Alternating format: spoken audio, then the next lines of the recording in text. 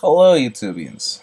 It's been 2 days since we've last spoken, or at least you've seen me. I apologize for a lack of yesterday's video. It was kind of a full day. I got to hang out with some old friends of mine that I haven't seen in a very long time. I got back at about 1 or 2 in the morning. Nope, it was 3. I remember it was 3. To give you the video that you missed, I'm going to play a clip of it now.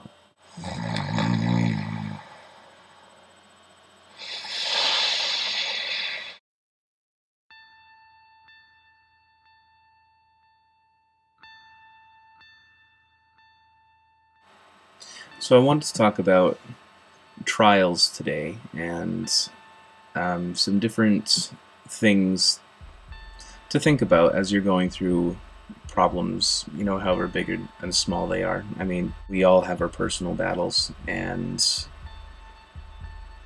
we all see different things as big or huge.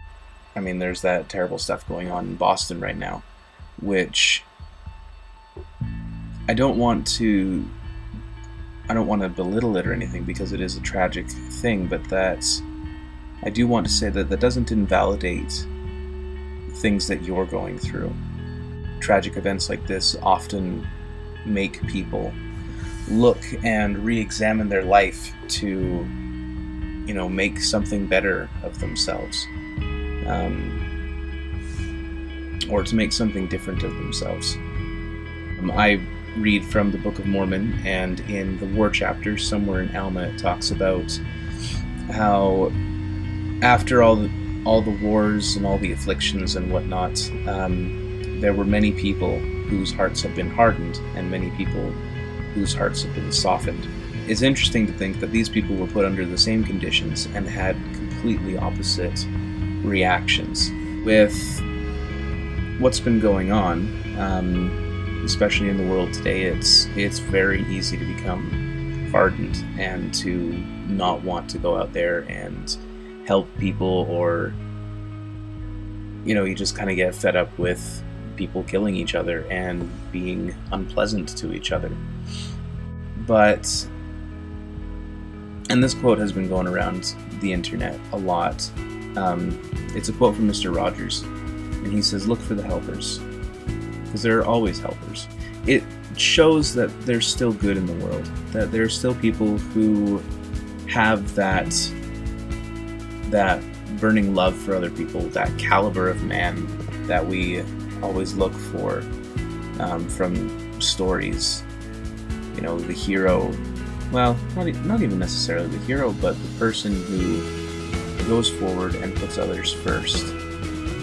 It's always difficult talking about things like this, because you can never make everybody happy. There's always going to be somebody who's like, you're acting pretentious, or you're dismissing the feelings of those people. You can't relate to what it is that they're going through because you haven't been there yourself, which is very true. But I still can empathize and outreach to those people and do things here to, I don't want to say make it better, because you can't really make stuff like that better. It's something that happened in the past, and you can only look to the future, because that's the only thing that you can change. There's a quote here, and funnily enough, it comes from South Park, but it's one of my favorite quotes. I have no idea who the characters are. It's one of the little blonde kids, and he's sitting on a curb in the rain, and there's a bunch of emo kids around him, and the blonde kid says, "I love life." And the emo kids say, "Oh, that you just got dumped." He says, "Well, yeah, and I'm sad. But at the same time, I'm really happy that something can make me feel that sad. It's like, it makes me feel alive, It makes me feel human. The only way I can feel this sad now is if I felt something really good before. So I have to take the good with the bad. So I have to take the bad with the good. So I guess what I'm feeling is like a beautiful sadness." Like I said before, we can only move forward and change ourselves as we progress. A friend of mine that I've talked to a lot in the past, he told me that we need to get used to being transient beings, that we need to understand that the only destination we're going to have in this life is death, which is sad and depressing. But with that comes the knowledge that we can become, I wouldn't say content, but we should get used to the idea that we are constantly changing, that we're not going to wake up one day and suddenly be Mr. Manhattan and this perfect person who does everything well, and I don't even know how to describe someone like that. More Rambletonic. It's the consistency of our actions that shape who we are. The things that we do on a daily basis. And if those things that we do on a daily basis improve our lives and the lives of those around us, then great. Keep up the good work.